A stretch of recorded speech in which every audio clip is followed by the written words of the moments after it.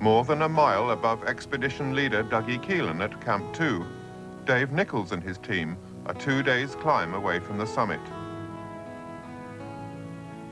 Today, they must get from Camp 5 to the Hornbeam Couloir and establish Camp 6, their launch pad for the top.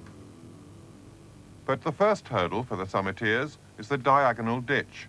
Over to Dave Maxwell. Diagonal ditch, as it looks from Camp 5, looks fairly steep, but last night, when the sun got on it, it seemed to lay back a bit. We're now about 10 minutes away from leaving. We'll be moving up the diagonal ditch. Dave and I are moving up ahead just to try and get some fixed ropes up the couloir ready for tomorrow. We started very early in the morning and we had our brews, which takes a long time to brew up and get going. It was minus 40 that day at Camp 5, and we were actually hoped to leave at 8, and we left at 8:30-ish. Only to discover that we'd walked 50 yards and my oxygen system wasn't working. What's the problem? Dave's demand valve screwed up. It's not working. So he had to come down and get a constant flow. Trying things. Probably frozen up or something. Yeah. Pissed off, Dave. Slept in the bag all last night, so it's unlikely.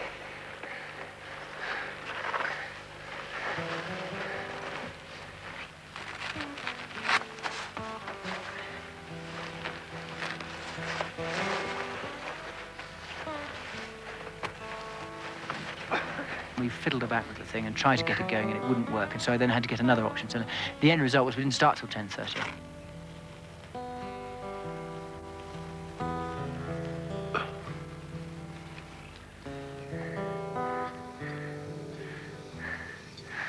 This is the actual top of the steep bit of the diagonal ditch, made famous by the Americans in 1963. We hadn't planned to fix any ropes on this part of the route, but as you can see, there are old expedition ropes on the route already. As we suspected, it wasn't quite as steep as we thought, and therefore not too bad. The only thing that makes it a little bit awkward is the actual lack of snow on the scree. There's a small gully to cross on a bit of frayed rope, and there you see Dave Nichols out in front, and he's on to the less steep part of the diagonal ditch, and there you see he's trying to sort out some of the ropes so that the support group can make use of them. Al Miller's support party, carrying the equipment for Camp 6, eventually caught up with Dave Nichols, painfully breaking the trail. Everyone else watched, waited, and in our case filmed, from the top of the west shoulder and from Camp 2 at the foot of Everest, where Dougie was keeping his vigil.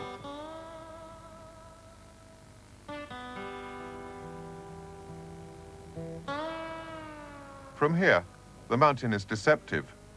The slope looks quite different from base camp, 12 miles down the valley. As the hours passed, it was becoming increasingly obvious that the chances of putting in Camp 6 as high as was intended were getting slimmer and slimmer. I noticed there was a discussion going on behind me with Al, who was leading the support group, Al Miller, who was leading the support group. And I started to twig that actually we weren't going to make it. And then Al shouted up to me and said, look, you've got people running out of oxygen, you've got somebody with loss of a crampon. It then became evident to me, I said, that we weren't going to make it. So I said, well, look, there's a rock up here, come up to the rock and we'll have a discussion up at the rock. And then it naturally happened that when we were at the rock, we all, I think at the same moment, twigged that we weren't going to make it up the couloir. So I said, okay, well, leave your kit here. I then opened up the radio to talk to Dougie. Well, we're at 7-8. We're putting up 2 limpets, and we're going to spend the night here. And we could have a go tomorrow, though of course we've got that extra distance to do, over. Yeah, 7-8, I mean, it's actually, in my view, it's too far. Well, David, it's a pity. How were the support group going, over?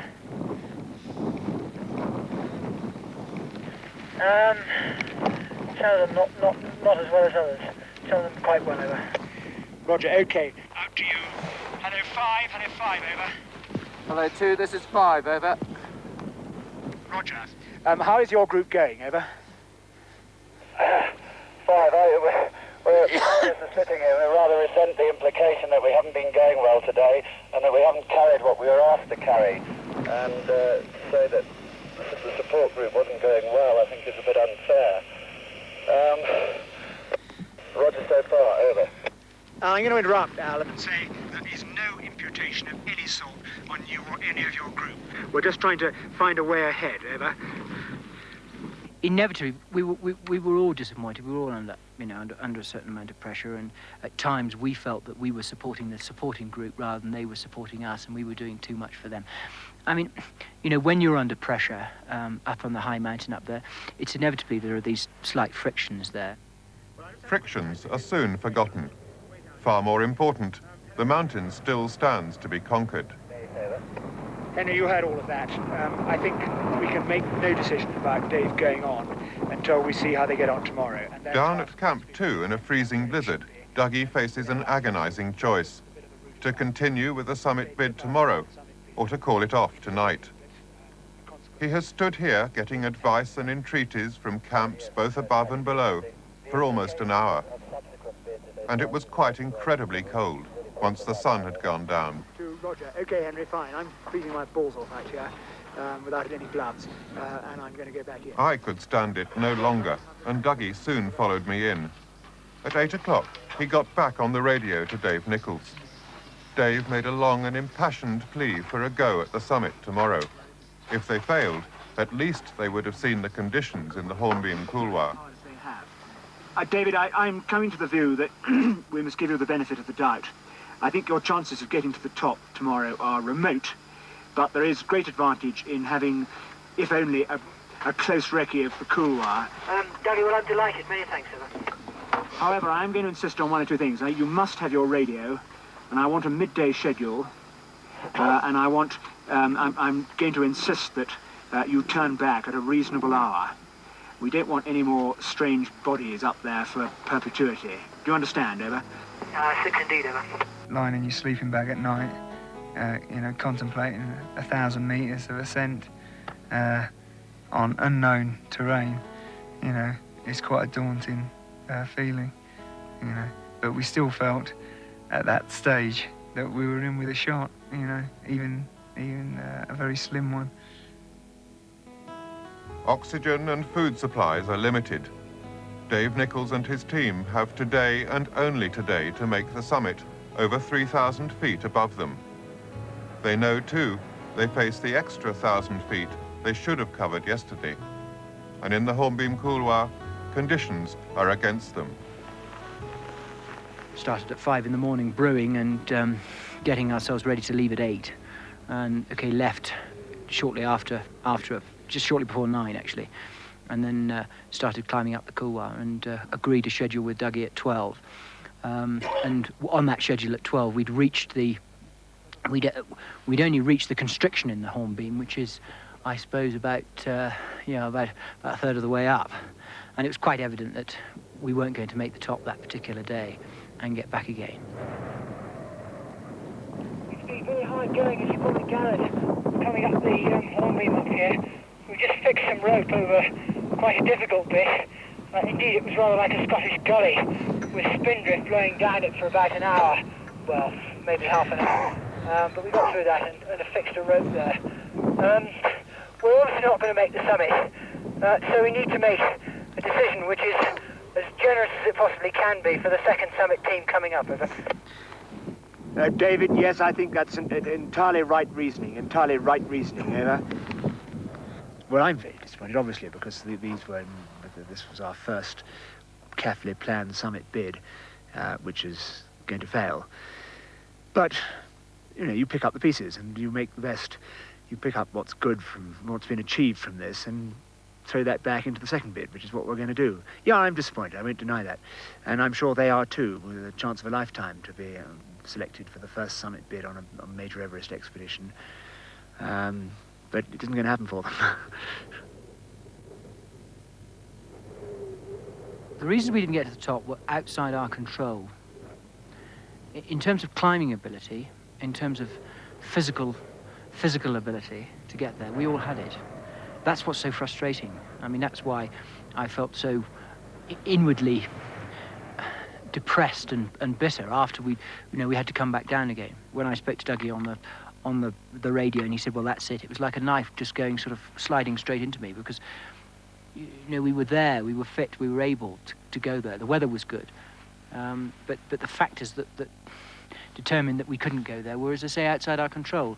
And those I think I've described already, is that the plan was too ambitious for the conditions, and we put too much on the summit team. There was too much responsibility in terms of leading the route and trying to establish the camp and all the other bits and pieces. Limited resources had ruled out a second day. Now, 25,000 feet up, Dave Maxwell arrives back at Camp 5. Oh, mate. I didn't get one chance. We blew it right out the window. Don't worry about it. You did a good job.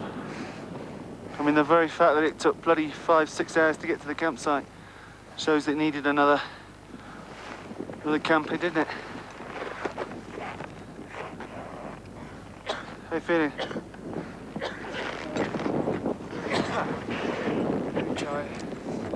It's a ball buster, that one back, isn't it? It's become clear that they were exhausted after the heavy carry, which didn't get as far as we'd hoped to locate that top camp. And therefore we must have a concerted and separate effort to get the top camp fixed firmly before we put the summit bidders, the summit climbers, into the camp for them to go to the top the next day. That's the conclusion I draw from this. Well, I see Dougie's going to change his tactics for the next lot. I haven't heard anything on the radio. He just He spoke to me, when we were having our little chat. Yeah. He said, well, we're going to have to get Camp 6 fully stocked before we send up the summit team. Yeah. And my reply was, lucky them. That's right. Yeah, we were very, very disappointed. Oh, I mean, no. It's heartbreaking. Yeah, heartbroken, really. I think it's au revoir to Camp 5 or bye-bye. Maybe. Bye-bye. It's very pretty with all the pink stuff. Al Miller could afford to admire the scenery. He hadn't just turned back from the summit. Alone or in small groups, everyone made their way down the ropes. The first to reach Camp 2 was Terry Moore, close to tears with frustration. You won't believe the support that you've had throughout the expedition. Oh. Well done. Thanks, Dougie. Bloody good effort. Everybody, every single one of us has been right behind you all the way. And we feel so sorry for in so many ways, and so grateful for your terrific efforts. Very good effort, old hand. Can we have a wet? Can we have a wet for Terry? Yeah. I felt the frostbite in my feet yesterday. Now I've got trench foot, I think. Do your feet need looking at? Just my morale. David and co, welcome back. Well, we failed, didn't we? Well, wasn't through want of trying. Got to get up there. Wasn't through want of trying. No. Wasn't through want of trying at all. And what I'd say to you, Ohan, don't be discouraged. Nobody in this world could have done more than all of you did. And, yeah. Well, you must be disappointed. Of course you are. You wouldn't be fair or human if that wasn't so. And one would think the I less spent of it. 2 days fuming bitterly. And I must say that's all over now. So, we can sort of talk dispassionately about the whole thing and, and so on. But, Well, I mean, it's inevitable. That's right. That's right. I mean, it's a team effort, this. Indeed. We're part of a big team.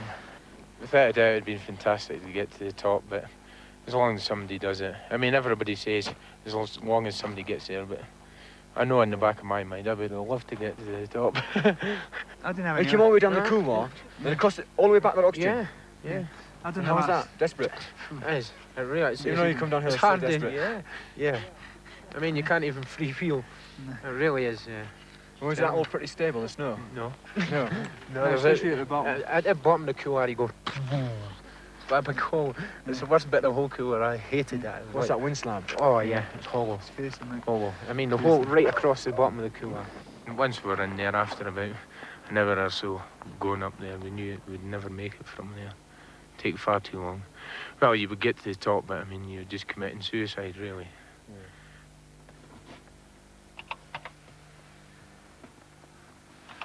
So, Henry, is this the demon spirit that's been behind the failure of the first bid? No, according to this computer, they got on the top 2 days ago.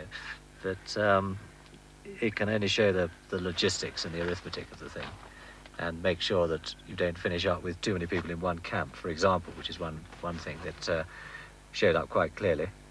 And the other thing was yesterday, we were doing a hand-crank version, and it was different from what it said on the computer, and when I checked it out, it was the computer that was right. So, I mean, I think at these altitudes, you do make silly arithmetical mistakes, and this doesn't. The other big question is that of oxygen. Is that also on the computer? The use of the cylinders is, and its consumption, and where you need the cylinders and how much they weigh and who's going to carry them. All of that is here. But of course, what you can't allow for is somebody who uses more than his ration. I mean, has a nice 10-hour sleep instead of 8, which we've allowed for, or he turns his regulator up faster. If he's just got one bottle and that's for the day, well, he's the loser if he runs out quicker. We were inexperienced with the quantities of oxygens that we were carrying and how much we should use, whether we should use 2 litres a minute, 1 litre a minute, and how we should actually use all that. Well, they seem to have run out quicker than I would have expected, put it that way. And they've learnt, but sadly, whether they get another chance to put that learning into use is we'll see. For Dave Maxwell, a heavy heart is further burdened by the implications of frozen feet. I mean, I would, you know, on a scale of 1 to 10, that's a sort of an 8, which is that's a nasty superficial frostbite. You can see you've definitely got blistering there, and there's obviously blistering appearing here. You've got this sort of dusky blue. Yeah. That's a red herring, but I mean, you may well lose your nails later anyway. For you, the game is over. This one, anyway. But for the expedition as a whole, it was far from over. Dougie had already named the team for a second attempt. A strong contender had been Simon Lowe, the SATCOM man. He had consistently carried loads faster than anyone and was still going like a train. You're okay, Simon. You're looking pale. You all right? Yeah, I've had a few shocks over the last few days. I know what you're going to ask me. Why, Bruggsy? Yeah. Why are you looking so pale? What did you say? What did I say? What was my answer to that? I said I had a few shocks in the last few days. Which were? Well, not getting in the second summit team. You really thought there was a good chance? Well, didn't you at one stage? It was announced that there were 7 contenders for those 6 places. And about 2 days later, they announced the 6. And Richard Pelly got a place on the grounds of you know, the very good work he's done up above Camp 4 and up to 5. Suddenly, I didn't even get a look in. So, yeah, I'm a bit pissed off. Simon wasn't the only one. But with at least 12 strong men competing for 6 places on the second summit team, disappointment was inevitable.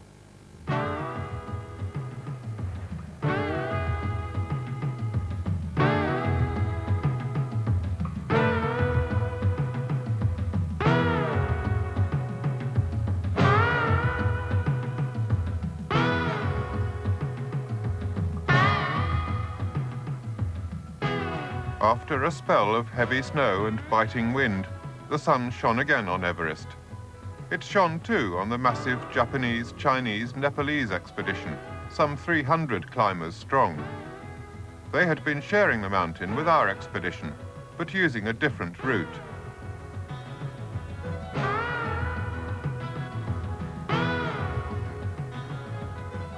On Thursday, May the 5th, our second summit team, led by Merv Middleton, watched their first team make it to the top. 3 tents, 3 orange dome tents. The wind is screaming. One of the tents is inverting all the time. In the wind.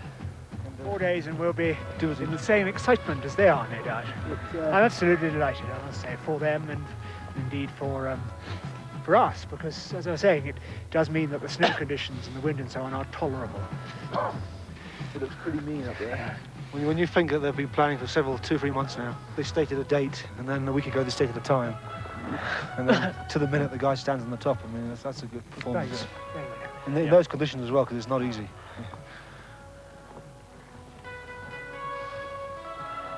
Just wish it wasn't going to take 4 days to get there. Beam us up to Camp 5, Scotty.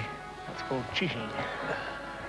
It's terribly deceptive, isn't it? It really does look like you almost reach out and touch it, and there it is 2 miles away.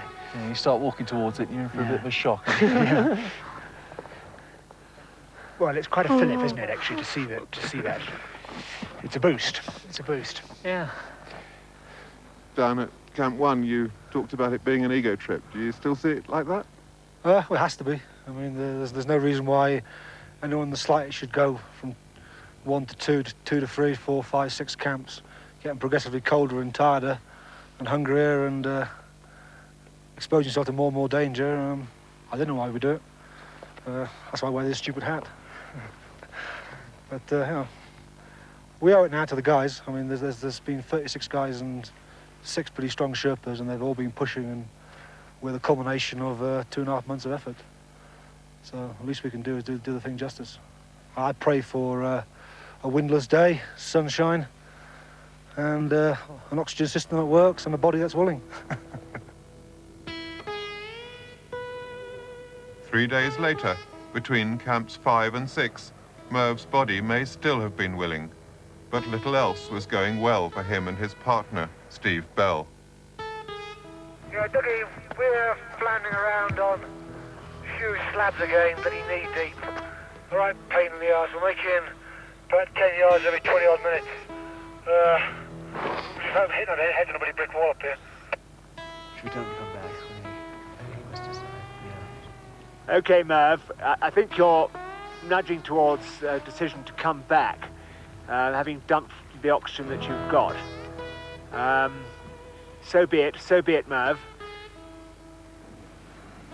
There were wet slurries coming out the Hornby and Kurwa, seeping down the face of the Japanese direct. And the summit snowfield, which is another 2,000 feet above us now, was actually collapsing and falling through the Hornby and Kurwa, which is a natural funnel on the mountain. And it was exploding out over the middle snowfield. And virtually every area where we had traversed had been swept. That in some way pleased me. It vindicated the decision when we should have left the mountain. In fact, you could argue that we should have left the mountain 2 hours earlier. And old JC gave us the benefit of the doubt of 2 hours. 2 hours grace, I think, because some of the sizes of the slab avalanches that poured off there hours later, a few days later, JC was smiling. Well, there it is. There it is. That's the second one we've tried. They've always given their best. But we've been beaten this time by very unstable snow conditions, and it's better to have everybody in one piece than and a disappointment than to not cut them all back in again.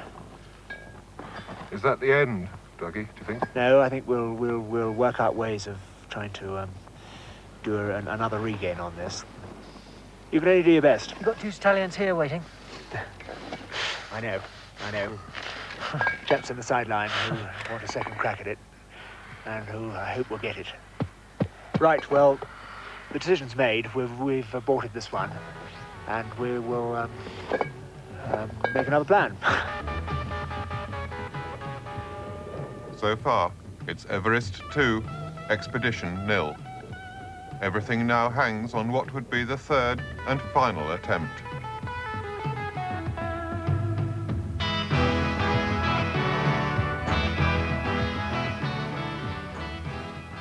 Next week, our final effort. Everything now depends on the third attempt. For Keelan's expedition, it's now or never.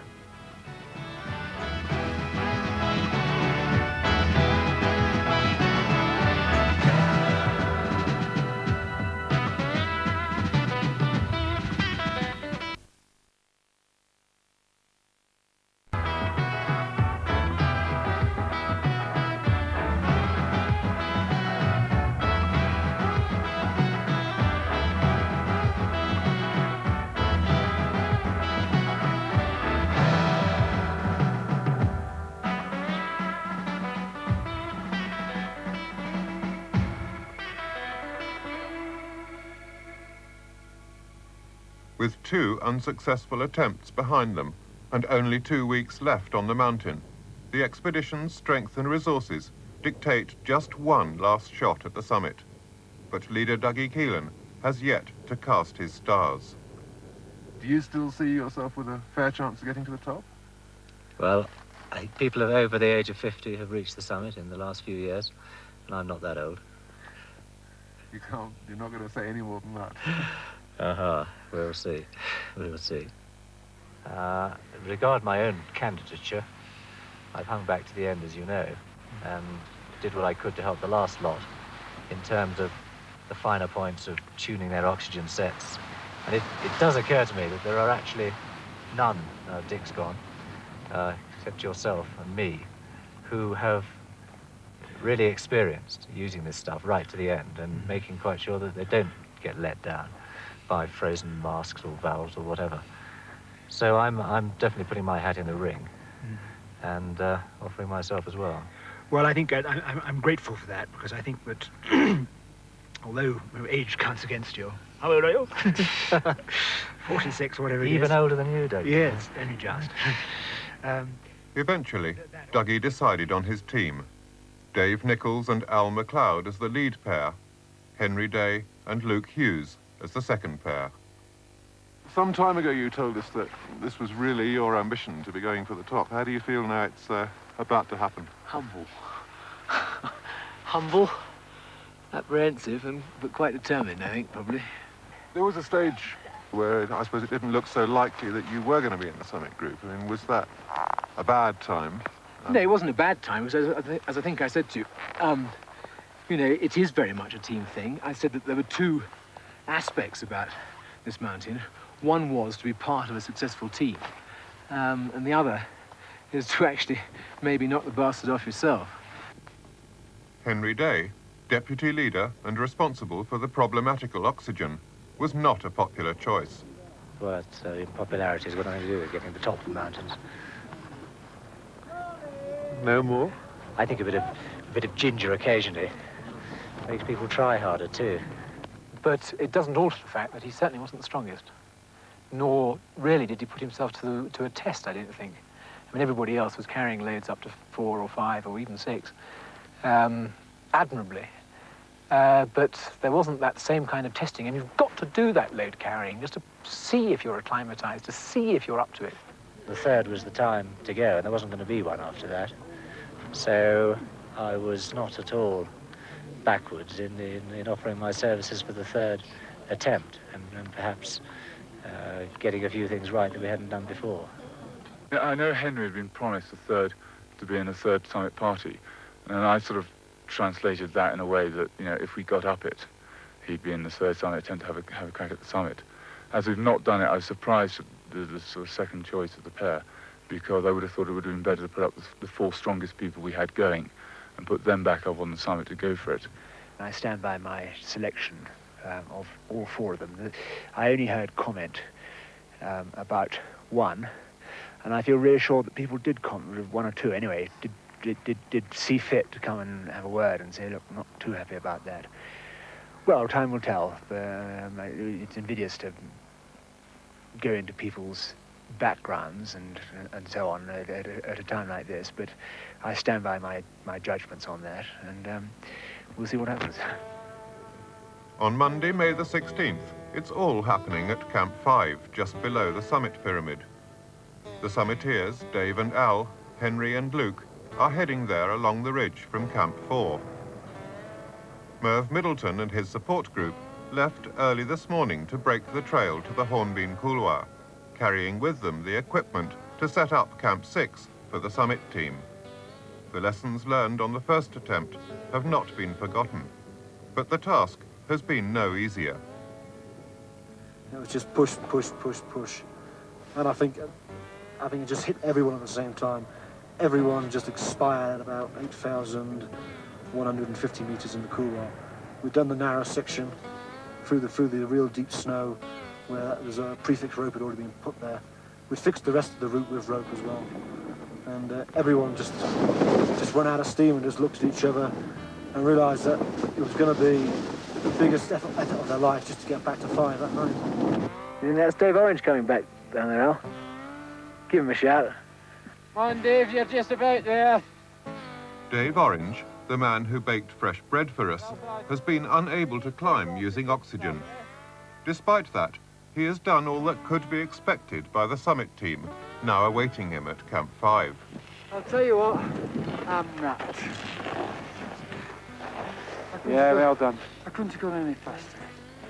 One by one, the rest of the support team arrive. On the Travis, you know where the Travis is on the ropes? Yeah. I waited there.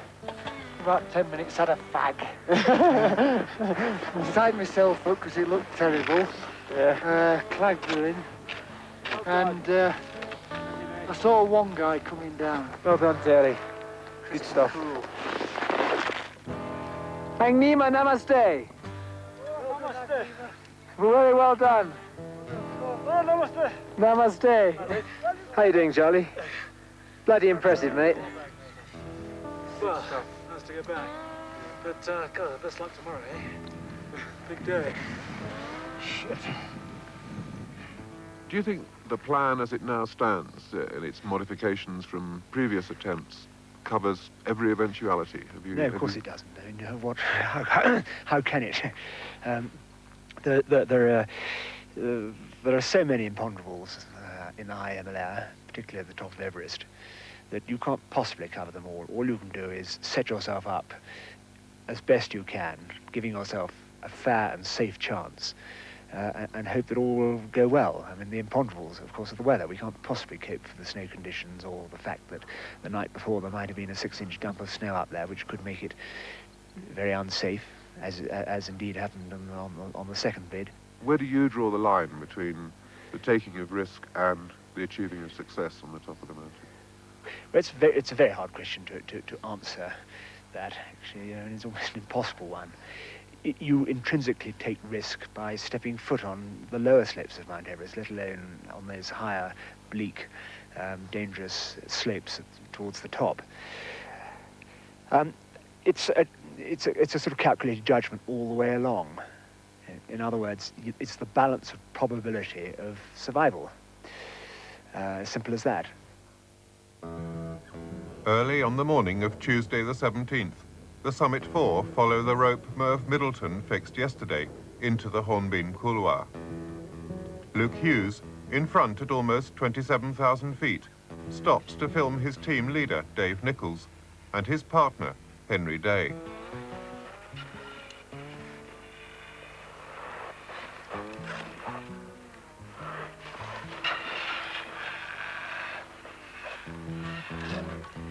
How was that? Big puff. Very hot too, isn't it? Oh.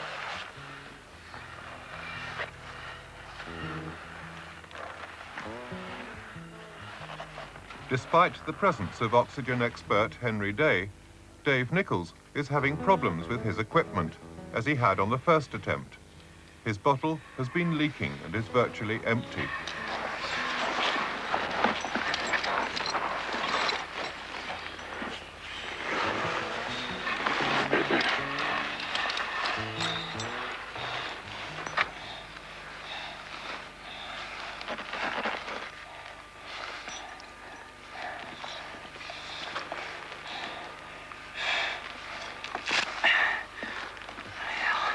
I should give you this oxygen now. Sorry? I should give you this oxygen.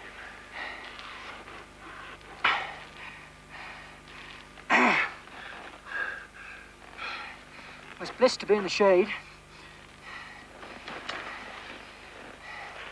How much further have we got, Dave? Sorry? How much further have we got?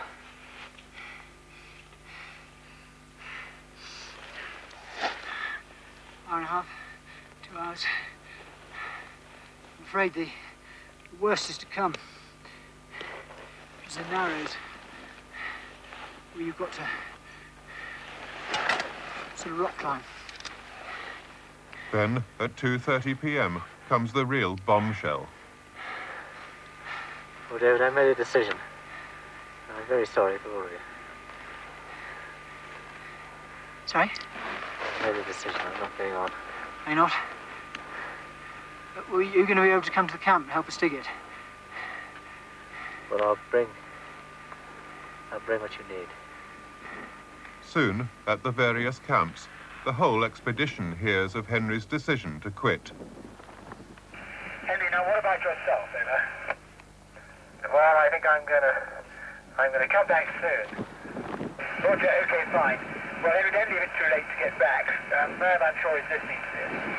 And I'll be watching as you make your way back. I'm very sorry to have heard what I heard earlier this afternoon. And look forward to hearing the full story. And feel for you very much indeed. Over. Well, you're a nice chap, but don't feel too sorry about it. I'm in a different league to theirs, a lower one. Tell them not to worry if I'm not back. I've got my bivy bag and sleeping bag, but and a stove, so I may not make it, over.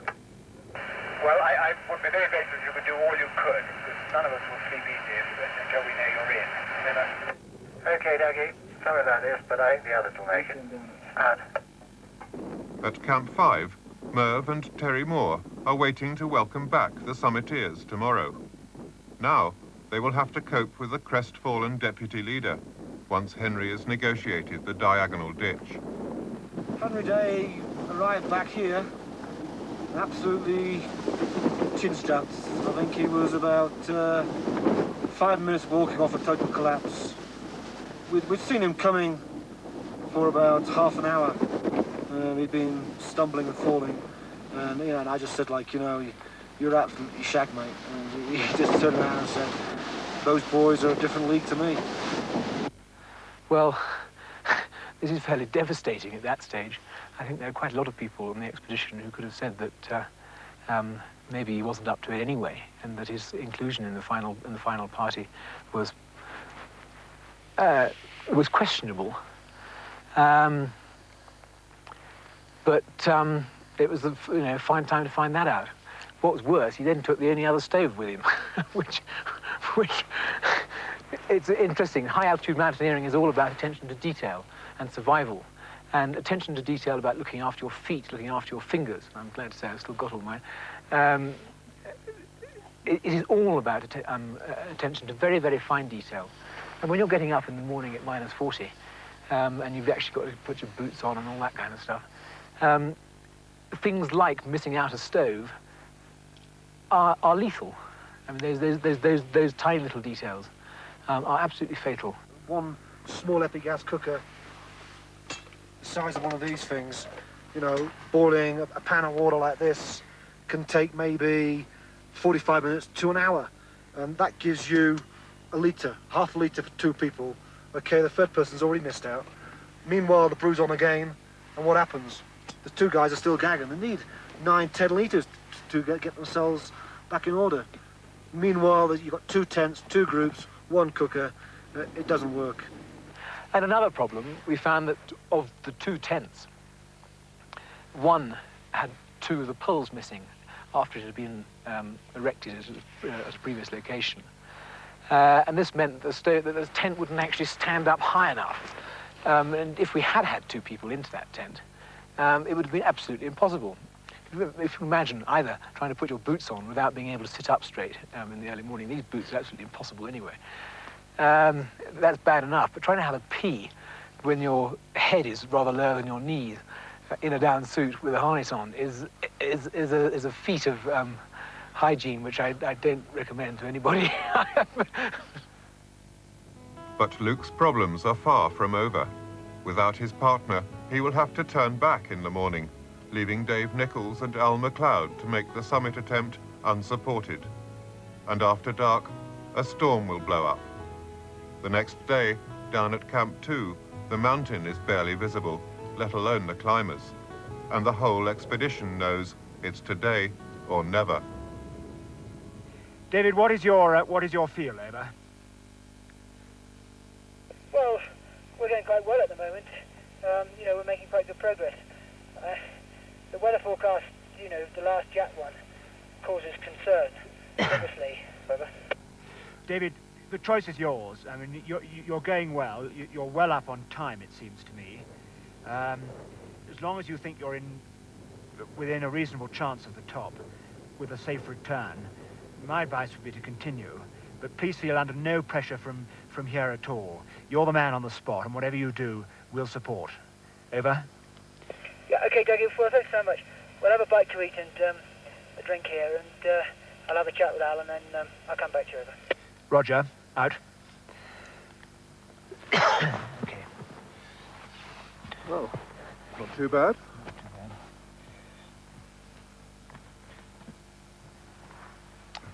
How long do you think you can give it safely? Well, I'll say safe. They're making good progress. They've been going since 8:30. That's 3 hours. They got to the top of the couloir, which is a height gain, which is out of the yellow band. You heard them say they're going well. They could go on until 4 or 5. We'll just have to see what the conditions are. If the weather does clag in and change, then obviously circumstances will change, and that will affect their judgment. They struggle on, out of sight, for over an hour. Then the radio crackles into life again. David, hello, over. Yeah, Dougie, I'm afraid the news up here is bad. It's bloody awful weather up here. It's really snowing. We've had about 5 inches. I'm in the middle of the crux at the moment, and things just don't look too good. It's desperately disappointing, but, all my mountain wisdom is telling me, in fact, before I started on the crux, it told me to go back, but I said, bugger it. We'll go on and have a look. I can't see any way out of this. No, I think that's true. It is a disappointment, and after everybody's efforts, but sanity must prevail, and much best to get done in one piece. Okay, David, decision made. We'll call this off. You do your best to get back in one piece. Yeah, if it had been yesterday, we would have been up, over. Yep, I know. We've missed it by a day. But, you can't win them all. Dave, never you mind the bloody mountain, mate. You just get down in one piece and take it easy. Yeah? Hello, Dave Nichols. Go carry, mate. Look after yourself. I've got a welcome here when you get down. Go easy, yeah? Well, there it is. A shame. Yeah. But I think I know right in the circumstances. There's nothing I can say, Dougie. I'm really sorry. At least we've got all the lives intact so far, which is a consolation. And I don't believe anybody else could have done any different. Yeah, Roger, Dougie had to acknowledge your receipt.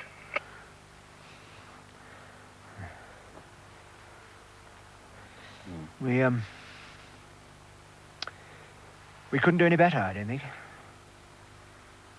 Yeah, everybody's absolutely done what they could. Yeah, that's for sure. That's for sure. Why did we have to have weather like this today? We couldn't keep them up there. We couldn't delay it another day. We delayed it 1 day already to get the stocking right, up at 6. Why do we have to have this weather today, of all days? It's done for us, at least as far as the summit's concerned. Yeah. So it's now 6 o'clock. It's taken them 3 hours. It's quite good going, depending, considering the weather and whatnot. It's howling a bloody hoolie at the moment. We're about 5-10 minutes away now, and obviously happy to see the tents. Another day to come down from the bloody side of it, isn't it? Jesus Christ. I reckon the wind's blowing about 45 mile an hour constant.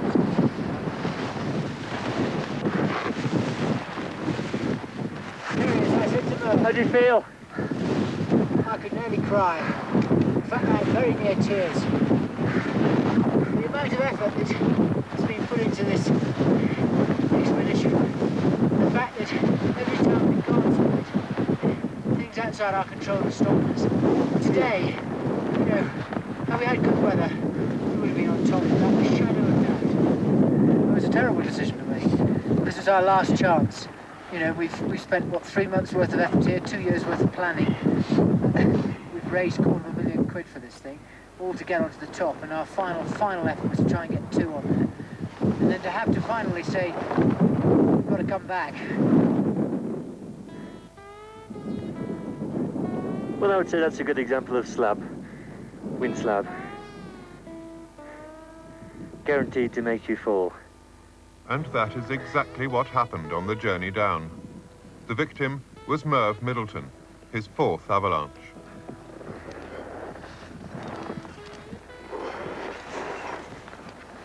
What happened, Merv?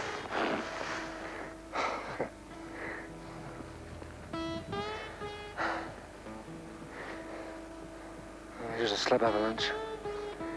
It's been threatening to go for bloody weeks. Over weeks we've been saying we shouldn't go on it. Over weeks we have been. I was just coming back along it today and next minute I was airborne. I went about 40, 50 feet. I went over some rocks and just twisted the ankle. Oh, did not give me a good beating. And here comes Hopalong Cassidy. Yeah. Merv Middleton, probably the highest limp in the world. Yes. I'm losing the sun out.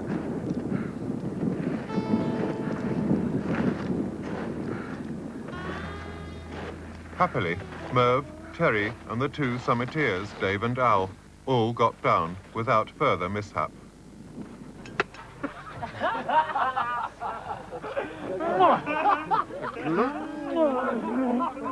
Right. We love you, Mark. You're serious. It's almost been a great pleasure to have you with us, mate. Delighted.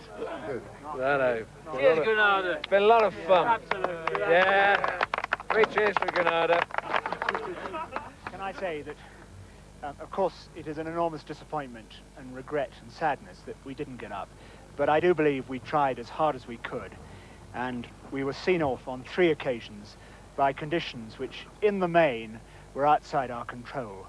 And one can't help feeling that there was somebody up there who had it in mind that we were not going to be allowed to get up this time. It's an experience I shall never forget.